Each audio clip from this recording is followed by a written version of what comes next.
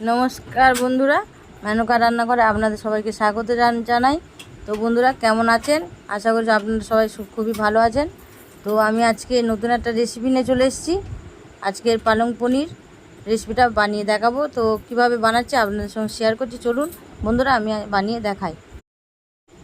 তো আমি এখানে পালং শাকগুলো দেখুন এইভাবে ভালো করে ধুয়ে বেছে নিয়েছি।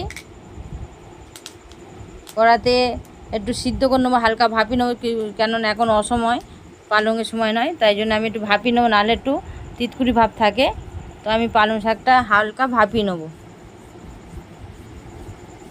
ঢাকা দিয়ে দিলাম। দিয়ে এবার ভাপিয়ে নিয়ে জলটা ফেলে দিয়েছি, ঝরিয়ে রেখেছি। এখানে কড়াই তেল দিয়ে দিয়েছি, দিয়ে পনিরগুলো হালকা একটু নাড়াচাড়া করে নেবো। এভাবে হালকা নাড়াচাড়া করে আমি নামিয়ে নেবো পনিরগুলোকে।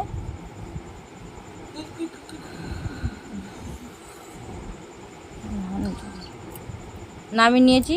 এবার তেল দিয়ে দিলাম, একটু বাটার দিয়ে দিলাম। বাটারটা দিলে খুবই টেস্ট হবে।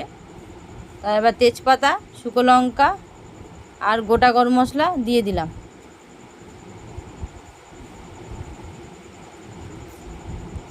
পালং শাকটা আমি মিক্সিতে হেঁটে রেখেছিলাম। আর এখানে হচ্ছে টমেটো দিয়ে দিলাম, একটু কুচিয়ে রাখা টমেটো দিয়ে দিলাম। এবার মিক্সিতে ফাটিয়ে রাখা পালং শাক আমি দিয়ে দিলাম। দিয়ে ভালো করে এবার নাড়াচাড়া করে নিতে হবে। গ্যাসটা কমিয়ে দেবো, দিয়ে ভালো করে এটাকে নাড়াচাড়া করে নেব।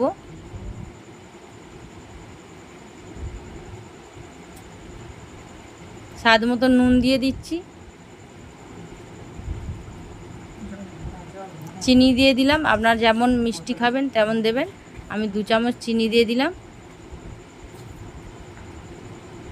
দিয়ে ভালো করে নাড়াচাড়া করে এইভাবে ভালো করে এটাকে কষে নিচ্ছি।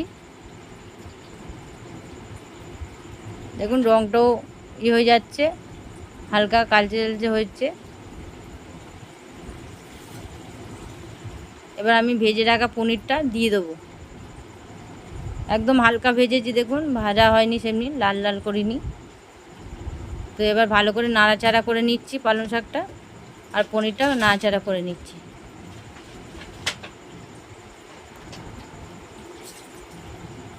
একদম কম আছে আমি নাড়াচাড়া করে নিচ্ছি। এটার সঙ্গে পরোটা বা ফ্রায়েড রাইস এর সঙ্গে ভালো খেতে ভালো লাগবে, রুটির সঙ্গে ভালো লাগবে। এবার আমার পালংটা হয়ে এসছে, আমি নামানোর আগে একটু বাটার দিয়ে দিলাম। বাটারটা দিয়ে এবার আমি নামিয়ে নেব।